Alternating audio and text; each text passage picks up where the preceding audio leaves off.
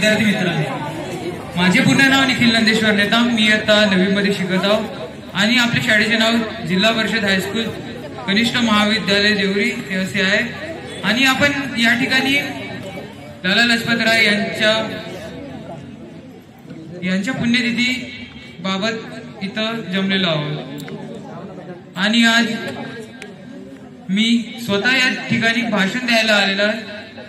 लाला लजपत राय यांचा जन्म 28 जानेवारी 1865 मध्ये झाला आणि त्यांची मृत्यू 17 नोव्हेंबर 1928 मध्ये झाली.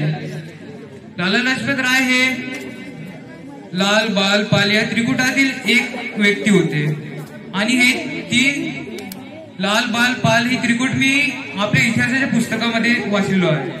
आणि जे हे लाल बाल पाल आहे यांनी काही कार्य केल्यामुळेच हे इतिहासामध्ये आलेले आहेत. आणि त्यांची मृत्यू एक लाठीचार्जमुळे झाली. एक था वो तारा जो लाठीचार्ज से मर गया. एक था वो तारा जो लाठीचार्ज से मर गया. एक था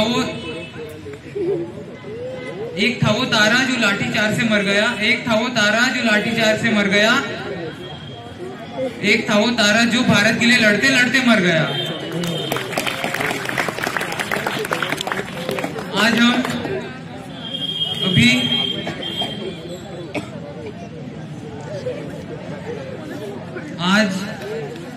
आपण लाल बहादूर शास्त्री यांच्यामुळे इथं आपण आहोत. आणि ते